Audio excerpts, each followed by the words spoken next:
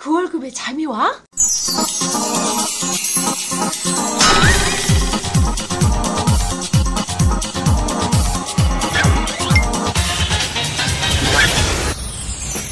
그 월급의 잠이와는 월급이 전부인 2천만 월급쟁이들의 불면증을 해소하는 방송입니다.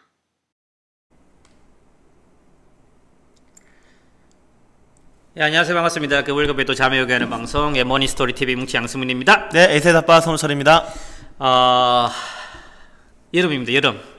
우리 에셋아빠님 또 애 3명 키우시느라 힘드시지만 휴가를 갈래도 힘드시겠는데? 애가 3명이라서? 근데 또 제 아내가요, 첫째도 그렇고 둘 다 이렇게 막 밖에 나가는 걸 좋아하는 성향이 아니에요. 야, 그러니까 진짜? 저하고 이제 둘째 막내는 좀 밖으로 다니는 걸 좋아하는데 오히려 이제 아내하고 이제 첫째가 좀 밖에 나갈 그다지 좋아하지 않으니까 아마 뭐 간단하게 1박 2일 이 정도로 그냥 가볍게 갔다 올 것 같습니다, 저는. 네.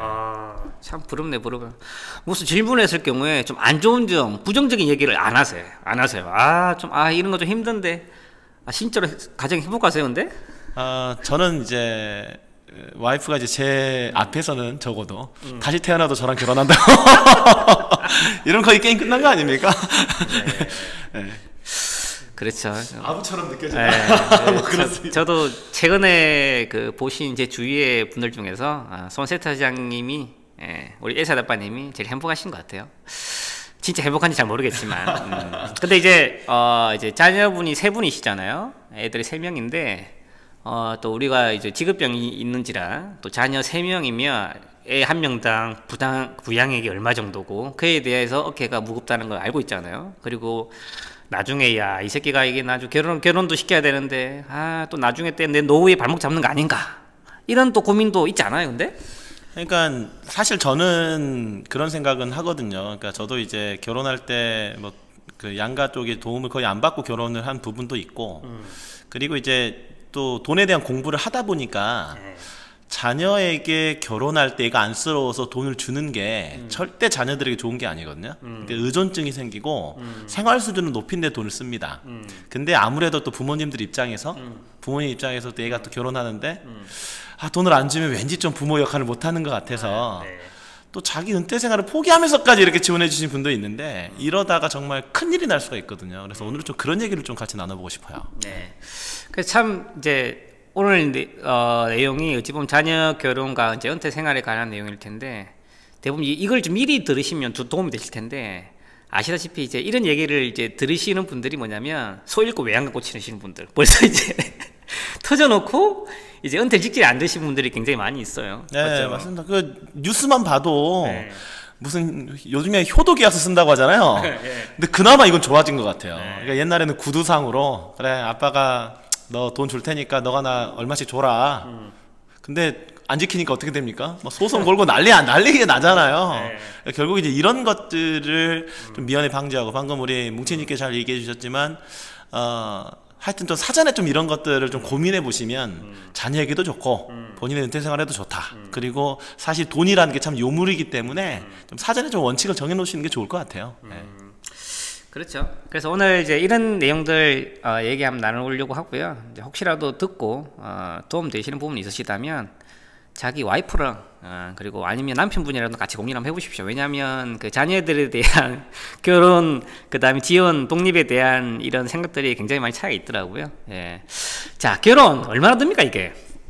이게 뭐 지역마다 좀 차이가 있을 것 같아요. 아무래도 주택과 관련된 지역이 있는데 이제 평균이다라는 걸 전제로 말씀을 드리면 삼성생명 은퇴연구소에서 자녀의 결혼, 부모의 노후라는 주제로 이렇게 이제 설문조사를 했었는데요.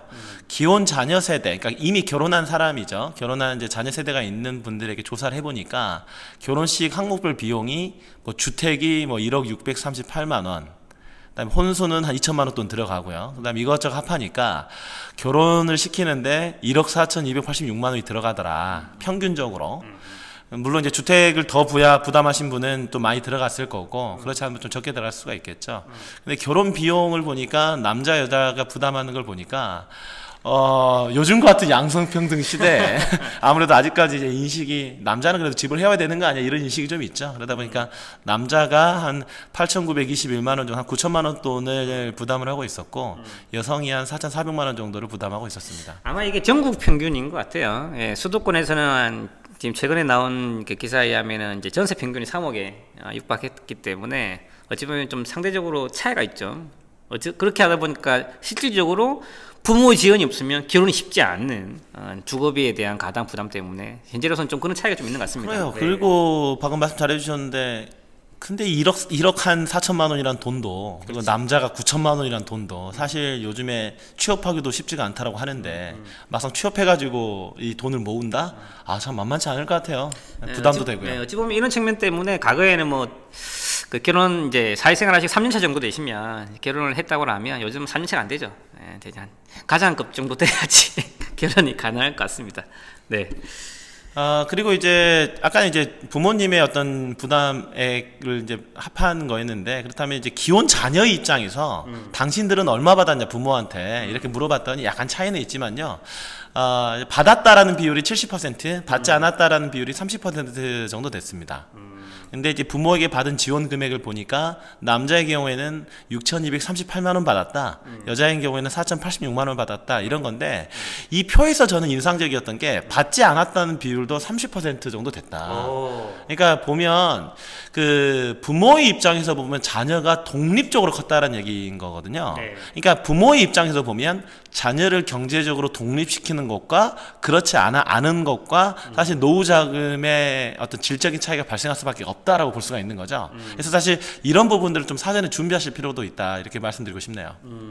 우리가 예전에 패러사이트 싱글 뭐 이런 방송했던 기억이 나잖아요. 그렇지. 그러니까 어떻게 보면 우리가 이제 자녀들을 키우시는 청취자분도 계시겠지만 내가 사랑하는 이 자녀, 애를 경제적으로 독립시켜주는 방법을 찾아보는 것도 자녀를 위하는 것도 되지만 나를 위한 것도 된다 이렇게 보시면 좋을 것 같아요.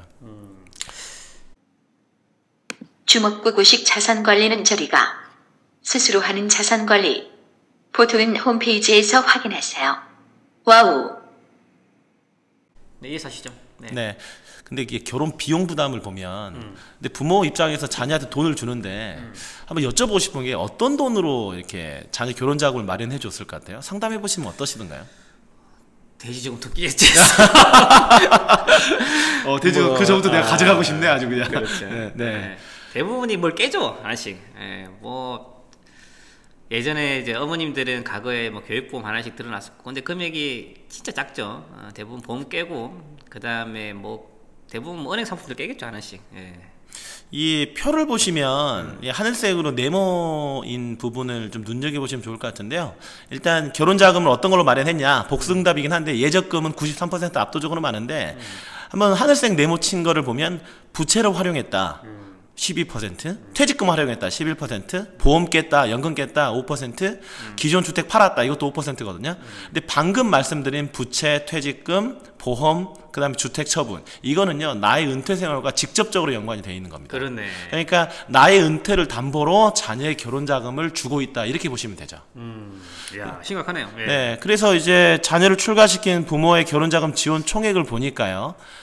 실제적으로 결혼 지원금의 평균액을 보니까 이거는 이제 본인이 줬다라는 거예요. 그러니까 자녀의 설문조사랑 차이가 있죠. 아, 그렇네. 네, 그러니까 자녀는 적게 받았다고 생각하는 거고 부모는 많이 줬다라고 생각하는 건데 결혼 지원금의 평균액은 무려 1억 2천만 원 정도가 됩니다. 물론 이 설문조사는요 자녀를 모두 출가시킨 부모의 결혼자금 지원 총액이다. 일단 이런 차이는 있습니다. 그렇지. 근데 자녀 결혼 지원금의 평균 1억 2천만 원이 어느 정도 돈이냐 설문조사 결과 본인 노후 자금의 무려 55%에 달했다라는 거죠. 이게 의미가 있네.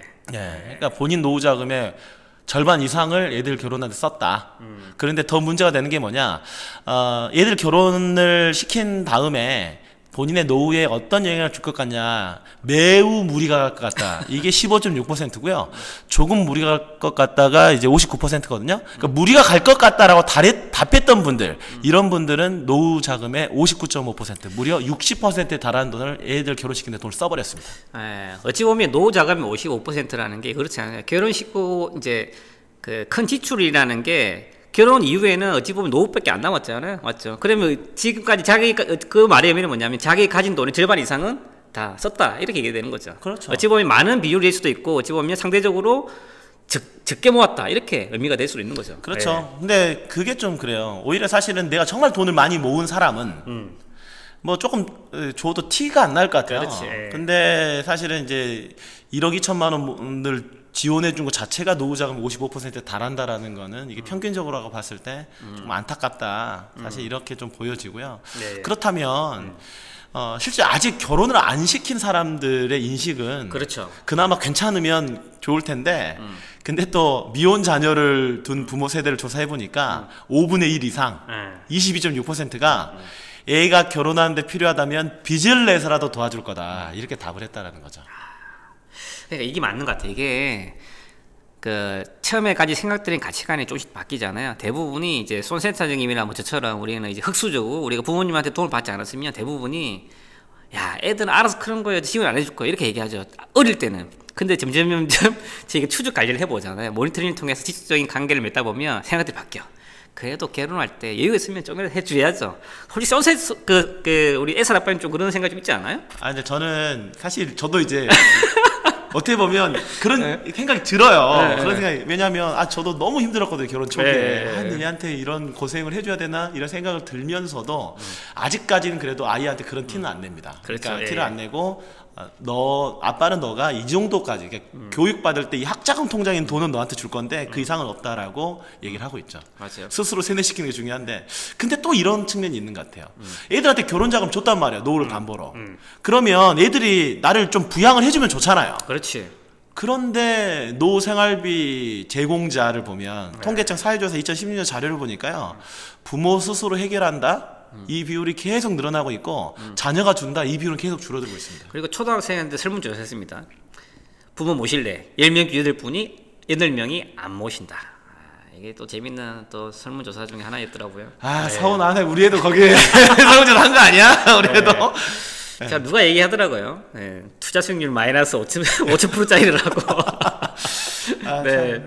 그리고 또 안타까운 조사가 보면 부모 부양에 대한 생각을 보면요. 그러니까 부모 스스로 해결해야 된다. 이 비율이 점차 높아지고 있습니다. 부모가 아니면 자식들이. 그러니까 이거는 부모 부양에 대한 생각이니까 자녀한테 물어본 거죠. 그러니까 자녀가 대답을 한 게 보시면 2008년부터 2016년까지 정부나 사회가 해결해야 된다. 이 비율도 조금씩 늘어나고 있고요.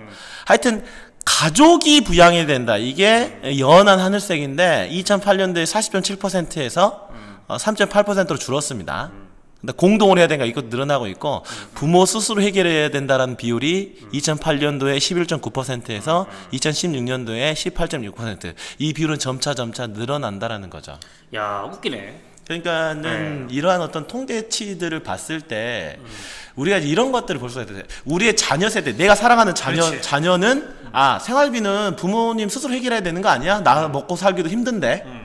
이렇게 생각을 하고 있다는 거고 정작 부모님은 어떻게 하고 있느냐 행동 자체를 본인의 노후를 담보로 애들한테 결혼 자금을 지원해주고 있다는 거고. 그렇죠. 저도 이제 재무 상담을 많이 해보면 이래요. 자식들은요 부모님 주면 당연히 받아요. 당연히 받고요. 고마운지 몰라요. 근데 안 주잖아요. 안 줘도 별 생각이 없어요.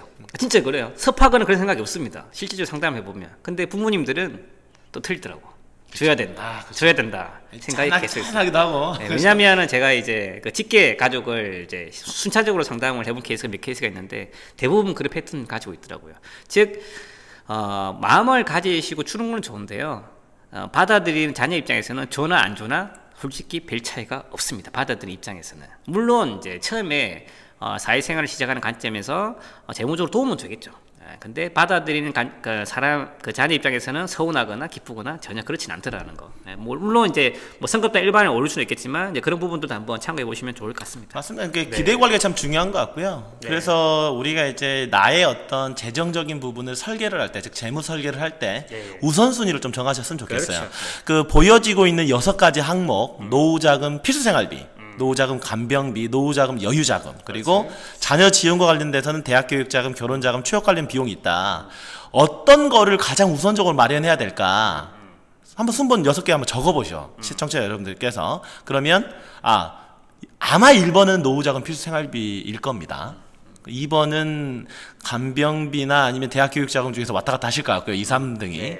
아마 4번 정도가 아마 4번이 뭐죠? 취업 관련된 비용, 뭐 결혼자금 뭐 이 정도지 않을까 싶어요. 그러니까 우리가 먼저 이런 우선순위를 정하고 아, 내가 정말 노후자금 필수생활비를 어느 정도 마련했다. 근데 문제가 없다. 아, 그러면 교육자금.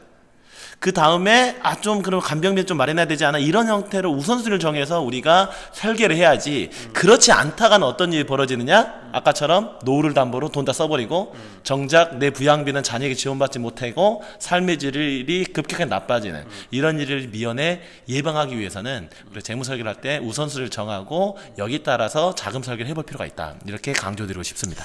네, 초등학교 4학년에 이런 얘기가 있습니다. 4학년 교과서에 자원은 한정되어 있고 인간은 욕망은 무한하다. 돈 있으신 분들은 걱정 없습니다. 없으신 분들이 걱정이신 거죠. 그래서 내가 돈 없다, 자산 없다, 상담 같은 거 필요 없어요. 아니면 오히려 없으신 분들이 이런 것에 대한 니즈에 대해서 오히려 더 약해요.